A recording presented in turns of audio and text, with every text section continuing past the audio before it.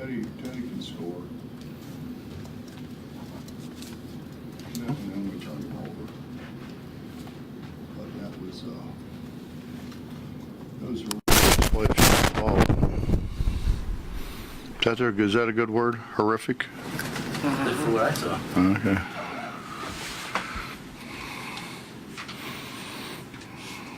Is that playing to the competition?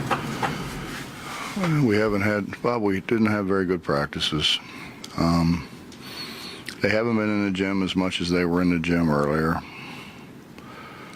You know, you get bumps, bumps and bruises come with it, you know, and then, so then you start to feel a little sorry for yourself. And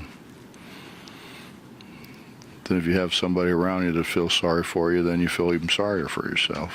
So, I don't know. I told Lamont I wouldn't have that sprained ankle very long, because you might come back and not have a job.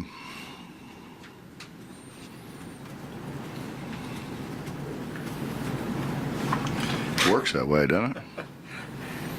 The real world, yeah. Well, I try to make it as real as I can. You know, you addressed, thank goodness for Teddy. I mean, he does give you a burst, seems like a burst of energy. And when I talked to him back there, he's like, that's something that you expect from him, high energy, and he tries to do what he can. Can you elaborate on that any? Did he do exactly what you wanted, or did that come to him on his own tonight? That's Teddy. It's hard to tell Teddy what a good shot is and what a good shot isn't, you know. Like the one that JC came down and drove into two guys, which he was doing a great job before of getting a guy, forcing help, and then pitching it. And he had Beetle wide open in a corner, and he didn't throw it to Beetle, so he goes in there and turns around, throws it back to Teddy. So Teddy launches him from about 45, I think it looked like. And never thought about it, you know. And we got to clean up his shot selection. But you know, it's a fine line. Teddy has what all scorers have, is no conscience. He has no conscience, and that's what the great scorers have had. They figure if they miss a few, they'll make the rest of them. He says he's learning at least what areas that he could exploit in high school that he can't dare exploit at this level. Are you seeing that? I wish he'd tell me what it was, because I'm still baffled by it. But Any difference or in pressure? yeah, it was better. It was better. You didn't see the straight line drives, where we just turn guys loose to the rim. Magic, I thought, did a really good job.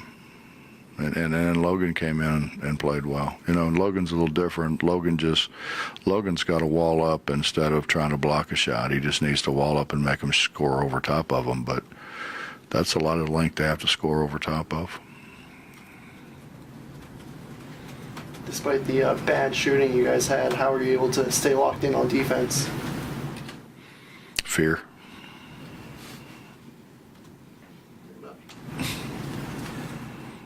Bob, Sags gets the flagrant and you take him out, and I don't know if he sat the start of the second half for that, or if you were messing around with lineups, whatever, but I think that's been a thing with him for a while. It's just trying to get him to, I don't know, stay tucked in, play a little smarter. Is that a constant thing with him, or does it have to stop?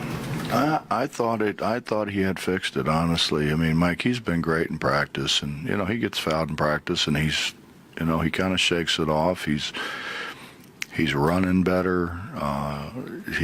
He asks pretty good questions. You know, I thought he was kind of, had outgrown it a little bit, and then that was dumb.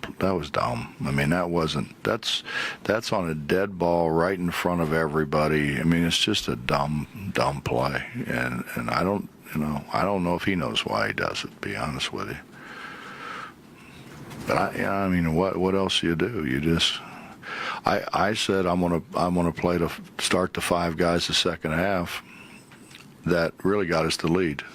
So that was sort of the 5 guys that I think were, the most productive. They were the best guys in pressure, even though they shouldn't have been, but they were. Was he like that in high school? I honestly don't know because I watched him play AAU, and we signed him, and I saw him 2 or 3 times, but I don't know.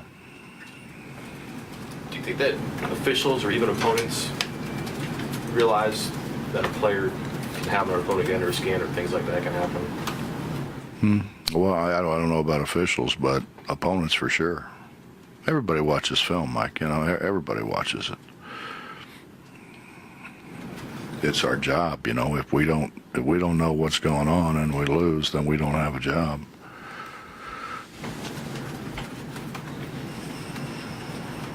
You've won 10 in a row. Pretty good. You feel like you've won 10 in a row? No, Is it a bad thing? I mean, we've won 10 in a What I row. mean is, like, does it give your guys a sense of accomplishment that maybe you feel like they haven't been down yet? I thought we were horrible, to be honest with you.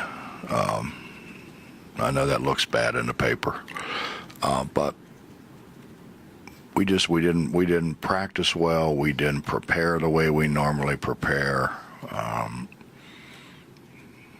Granted, we were trying to fix some things, but they just didn't have the same bounce in their step. They didn't have the same enthusiasm. They didn't. I wasn't shocked that we shot it that poorly because we shot it that bad for 2 days in practice. So I wasn't a bit shocked that we shot it that bad. At one point in time, JC says to me, what do you want to run? I got no clue. I don't know. Well, you and Dax just dribble around in circles for a while again. I don't know. That's this play, right?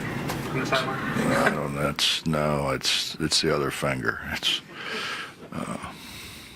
Anything else? Thanks, Chris. yep.